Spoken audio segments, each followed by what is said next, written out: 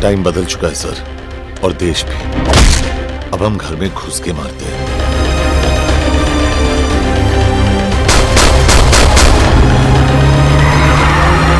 दो लूजर्स एक विनर को लेने आए। 6 लोगों का मरना तेरे लिए गेम है ना?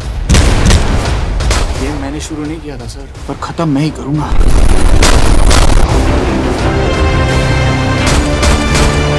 अब एक भी और रॉ एजेंट नहीं मरेगा।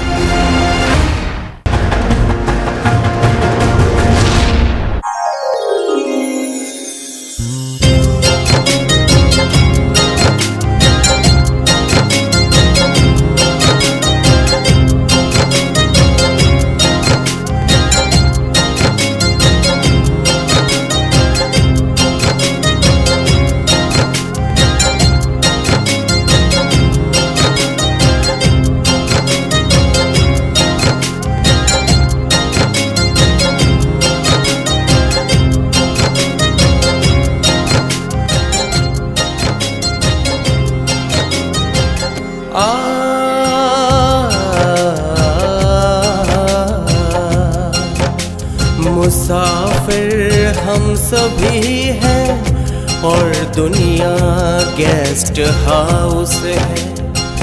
वक्त कुछ रोज राही का, वक्त कुछ रोज राही का, ठिकाना गेस्ट हाउस है।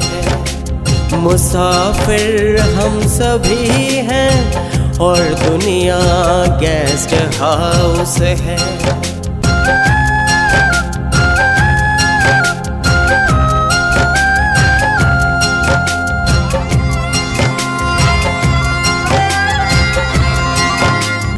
मुसाफिर की नजर रहती है हरदम अपनी मंजिल पर, पहुँचना चाहती है जैसे किश्ती अपने साहिल पर। थके हारे मुसाफिर का सहारा गेस्ट हाउस है। मुसाफिर हम सभी हैं और दुनिया गेस्ट हाउस है।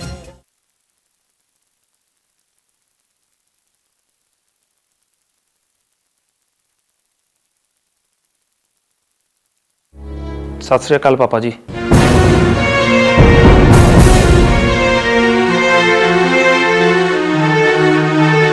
सरदार जी, आप बड़े बुजुर्ग हैं।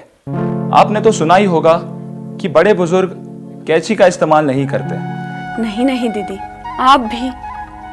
मुझे तो कुछ मामला गड़बड़ लगता है। जी क्या कहा आपने? जी बड़ी जल्दी आ गए। जी मैं गया कब था जो लौट कर आता। तो आपने बहुत ही अच्छी खबर सुनाई।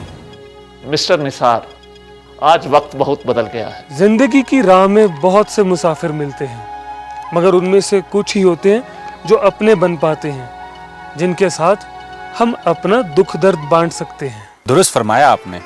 अजी आप लोग पहले आराम फरमाइए, एक एक दौर चाय का हो जाए, उसके बाद आराम से गपशप होगी।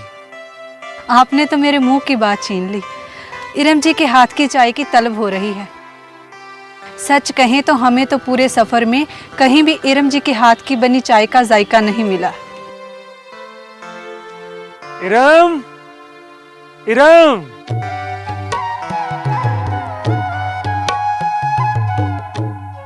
लीजिए, आ गई इरम।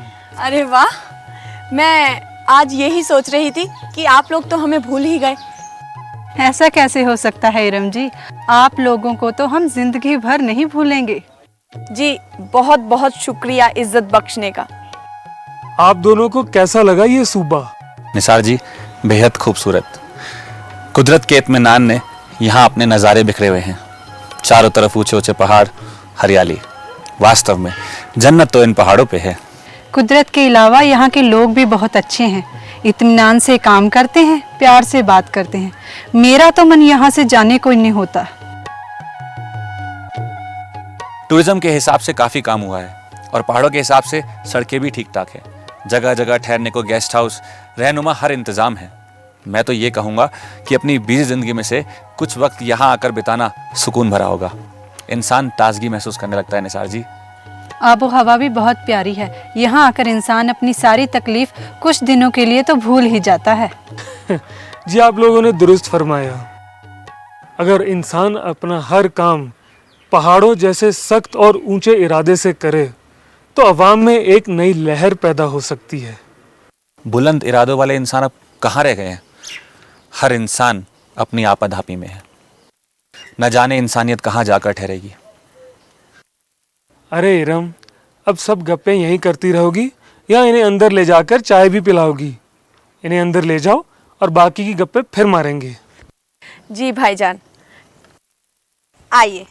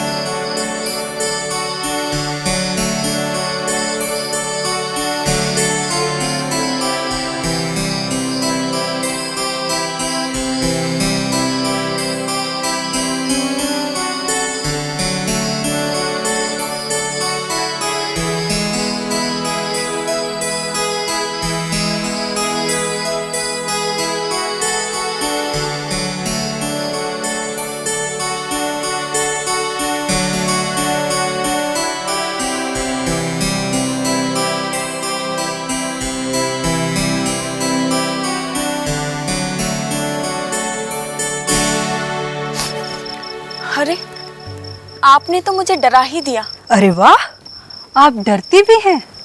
क्यों? हर इंसान को डर लगता है और मैं भी इंसान हूँ। आपने सही कहा, हर इंसान को डर लगता है। वो बात अलग है कि कोई कम डरता है तो कोई ज्यादा, पर सबका अपना अपना डर है। दरअसल मैंने तुम्हें टहलते हुए देखा तो मेरा भी दिल किया कि तुम्हारे साथ थोड़ा टहल लूं। रात के अंधेरे में खुले आसमान के नीचे बैठना मुझे अच्छा लगता है। दिन तो गुजर जाता है ईंटों की छत के नीचे, मगर जब रात होती है तो अपनों की याद सताती है। अपनों का मतलब? हाँ, अपनों की, जिनका साथ मेरी जिंदगी में उस वक्त छूट गया था जब मैं सिर्फ 5 बरस की थी। माँ का आंचल, बाप का दुलार शायद मेरी किस्मत में ही नहीं था। अब जब भी मुझे उनकी याद आती है तो मैं इस खुले आसमान के नीचे आकर उन्हें महसूस करती हूँ। ओह, सॉरी इरम जी। नहीं रेखा जी, इसमें सॉरी वाली कोई बात नहीं है, बल्कि मुझे तो अच्छा लगा कि आप यहाँ आई। आपको पता है, आपका एहसान मैं जिंदगी भर नहीं भूलूंगी। एहसान? मैंने कौन सा एहसान कर दिया आप पर? बरसों से जो जज्बात दिल की घुटन बने हुए थे, वो आज आपके सामने जुबां पर आ गए। दिल हल्का हो गया। खुशी बांटने से बढ़ती है और गम बांटने से कम होता है। आप जैसी इतनी हंसमुख लड़की के दिल में इतना कुछ होगा, इसका तो मुझे अंदाजा भी नहीं था। हर मुस्कुराहट के पीछे दर्द छुपा होता है। मैं तो कई बार सोचती हूँ कि अगर भाईजान मुझे पनाह नहीं देते तो मेरा क्या होता। पनाह? हाँ, मैं सौतेली बहन हूँ, मगर भाईजान ने एक पल के लिए भी मुझे कभी अपने आप से जुदा नहीं किया। पता नहीं उनके एहसानों का कर्ज मैं इस जन्म में चुका भी पाऊंगी कि नहीं। भाई बहन का रिश्ता होता ही इतना पाक है। एक बार को भाई भाई पर एहसान कर सकता है, पर भाई बहन पर कभी एहसान नहीं करता, बल्कि अपना फर्ज अदा करता है। और वैसे भी बड़ा भाई बाप के बराबर होता है। इसीलिए हर वक्त मैं ये कोशिश करती हूँ कि मेरी वजह से भाईजान को कोई परेशानी ना उठानी पड़े। तो आप ये समझो कि वो अपना फर्ज अदा कर रहे हैं और आप अपना। इरम जी, रिश्तों की डिक्शनरी में प्यार, मोहब्बत, इश्क, प्रेम, ममता, स्नेह आदि सब फर्ज पर टिके होते हैं। सही कहा आपने। आपसे बात करके बहुत हल्का महसूस कर रही हूँ। आप मुझे हमेशा अपना दोस्त ही समझना। दोस्त समझा है तभी तो आपसे बातें की हैं। तो अब रात काफ़ी हो चुकी है, चले अंदर? जी चलिए, चलिए आइए। चलिए।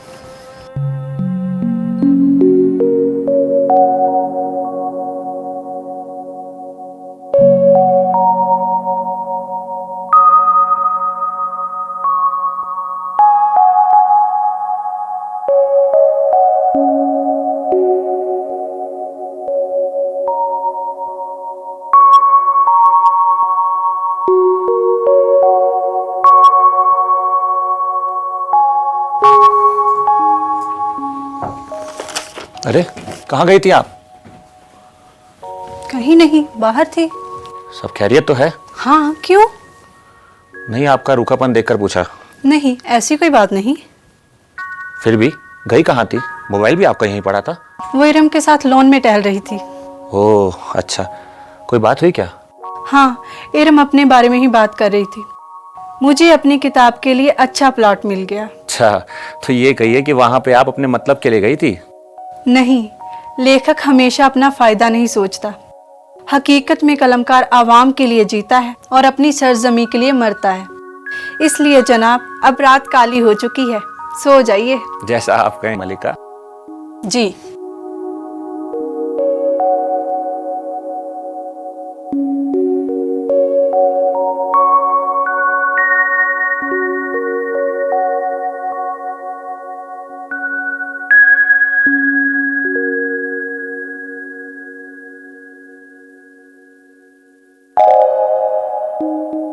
नमस्ते निसार भाई।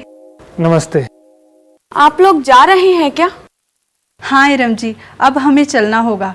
मनीष की छुट्टियां भी खत्म हो रही हैं और मुझे नई नौकरी भी ज्वाइन करनी है। अच्छा। अरे आप तो नाराज हो गई। हम नाराज नहीं हैं। यह तो एक मुसाफिर खाना है और यहाँ लोग अपनी मर्जी से ही आते हैं। हम तो सिर्फ खिदमतगार हैं। इरम जी, अगर आप सिर्फ खिदमतदार होती तो शायद हम यहाँ तीसरी बार नहीं आते। आपके गेस्ट हाउस के चर्चे तो दूर दूर तक है। आप तो नाहक परेशान हो रही हैं। हम यहाँ से तो जा रहे हैं, पर आपके दिलों में हमेशा रहेंगे। रेखा जी, आप मेरी एक बात मानेंगी? हाँ कहो। आप एक और दिन रुक जाएं तो हमें अच्छा लगेगा। निसार जी, इसे कहते हैं अपनापन। आपका और हमारा भले ही कोई खून का रिश्ता ना हो, लेकिन इतने समय में एक रिश्ता तो बन ही चुका है, और वो है मोहब्बत का रिश्ता। जी बिल्कुल सही फरमाया आपने। आदमी मुसाफिर है, आता है और चला जाता है। जिंदगी के इस तीन सफर में अगर किसी की याद आती हैं तो किसी से इतना अपनापन हो जाता है कि उनसे दूर जाने की सोच भी एक अजीब सा दर्द पैदा कर देती है। जी, आप लोगों ने मेरी बात का जवाब ही नहीं दिया। तो जवाब ये है कि हम लोग नहीं जा रहे हैं।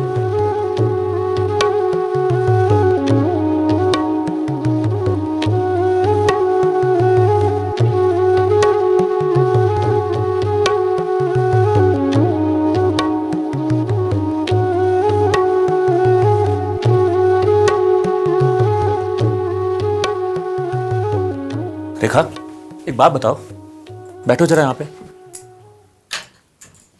सुनो मेरी बात। कहिए। यार, हम जब पहली बार आए थे और अब हम तीसरी बार आए हैं, तुम्हें नहीं लगता कि इरम कुछ बदली बदली सी नजर आ रही है? ठीक कहा आपने। वो जैसे हम कहते हैं ना इंग्लिश में अनसिक्योर्ड, यानी इरम कहीं असुरक्षित तो महसूस नहीं कर रही है। हाँ, रात भी जब मैं इरम के साथ थी तब भी मुझे कुछ ऐसा ही लगा। क्या वजह हो सकती है?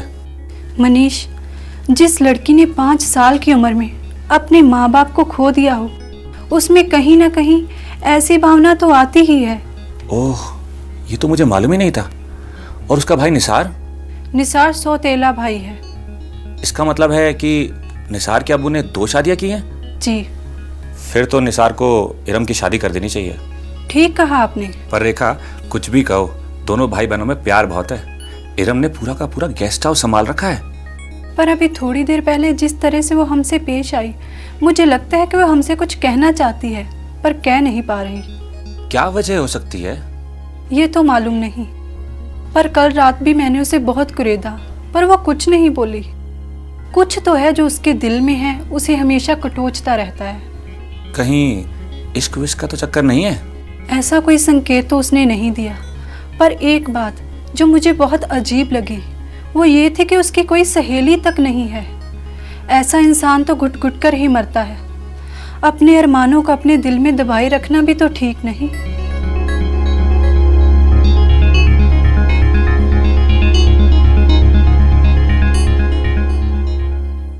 इरम। जी भाईजान। मैं और मनीष जी जरा बाजार होकर आते हैं। चलिए मनीष जी।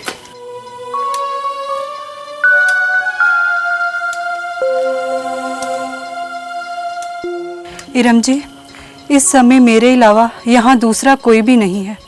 आपके मन में जो भी बात है मुझे खुलकर बताएं। नहीं नहीं, मैंने तो आपको ऐसे ही रोक लिया था। बस थोड़ा सा मन उदास हो रहा था तो सोचा आप लोग रहेंगे तो मन लग जाएगा। कोई तो बात है, तभी तो आपका मन इतना घबरा उठता है। नहीं, कभी कभी अकेलापन महसूस होता है। इस उम्र में ऐसा एहसास होता है, इसमें डरने की कोई बात नहीं। कोशिश करो कि यहाँ अपनी कोई सहेली बनाओ ताकि तुम्हारा मन लगा रहे, जिससे तुम अपने दिल की बात कह सको। जी।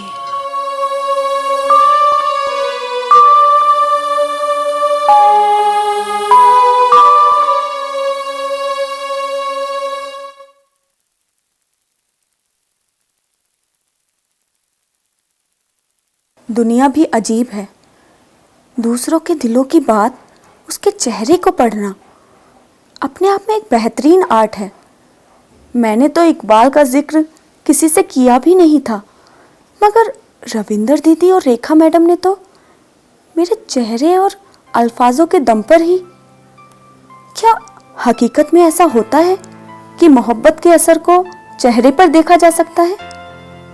उसके मुंह से निकले एक एक लफ्ज सारी दास्तां खुद ब खुद बयां कर देते हैं। हो सकता है मुझे तो पहली बार इश्क हुआ है, वो भी शायद एक तरफा है। मैं अभी ये भी नहीं जानती कि मेजर इकबाल के दिल में क्या है। क्या वो मुझे उतना ही चाहते हैं जितना मैं उन्हें? अरे पगली इरम, तू किस भ्रम में जी रही है? क्या तुझे भरोसा है कि मेजर इकबाल दोबारा आएगा? नहीं आएगा। और तेरे पास तो उसका मोबाइल नंबर भी नहीं है। वाह हरी इरम, तू प्यार कर बैठी एक फौजी के साथ जो मुल्क की हिफाजत में अपनी जिंदगी कुर्बान कर देगा। क्या तुझे करेगा वो मोहब्बत? सोच सोच इरम, अब इकबाल दोबारा गेस्ट हाउस आने वाला नहीं है।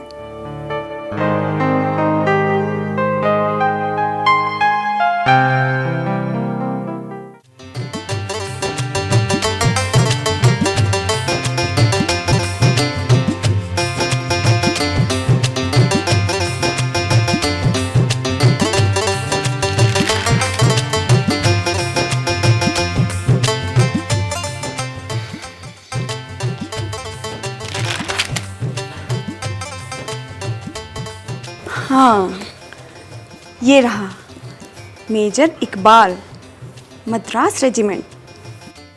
और ये ऑफिस का एड्रेस है। जनाब ने अपना नंबर ही नहीं दिया। मोबाइल नंबर तो इसमें है ही नहीं, ऑफिस का नंबर दे रखा है।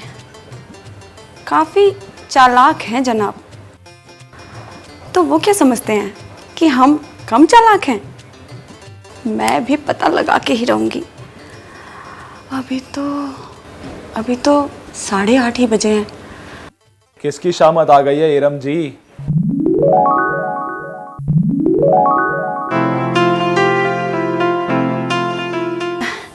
जी किसी की नहीं, बस वो सफाई वाला नहीं आया था, तो मैं यही सोच रही थी कि पूरा गेस्ट हाउस गंदा पड़ा है और बस उसी की टेंशन हो रही थी। कोई बात नहीं इरम जी, ऐसा हो जाता है टेंशन में। टेंशन? अब देखो ना, तुम्हारी टेंशन तुम्हारे चेहरे से टपक रही है। मुझे इतनी देर हो गई यहाँ पर आकर और तुमने मुझे अभी तक नहीं बताया। सॉरी, मैं अभी आपका रूम खोलती हूँ, चलिए।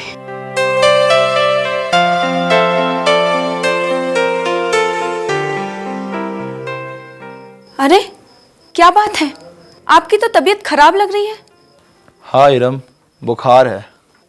तो फिर आप आराम कीजिए, मैं आपके लिए डॉक्टर को बुलाती हूँ। नहीं, डॉक्टर की कोई जरूरत नहीं है, दवाइयाँ है मेरे पास। ठीक है, मैं आपके लिए चाय ले आती हूँ, तभी तो आप दवाई ले पाएंगे। ठीक है।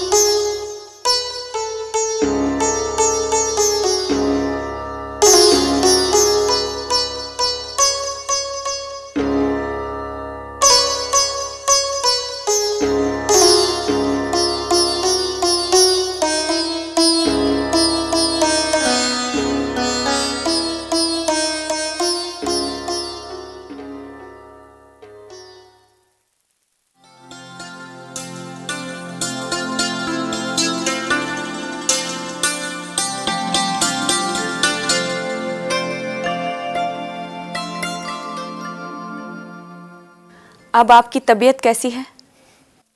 पहले से काफी बेहतर है इरम। डॉक्टर को बुलाऊं क्या? डॉक्टर तो मेरे पास है, तो दूसरे डॉक्टर की क्या जरूरत है? मैं डॉक्टर थोड़े ही हूँ। क्यों डॉक्टर नहीं हो? अरे जो आपने किया है, डॉक्टर भी मुझे वही करने को कहता। मैं तो घबरा ही गई थी। फिर भी आपने इतनी आसानी से मेरा बुखार उतारा है। आपको तो डॉक्टर होना चाहिए था। बहुत नेक दिल इंसान हो आप। आप झूठी तारीफ कर रहे हैं। नहीं इरम, मैं तहे दिल से आपकी तारीफ कर रहा हूँ।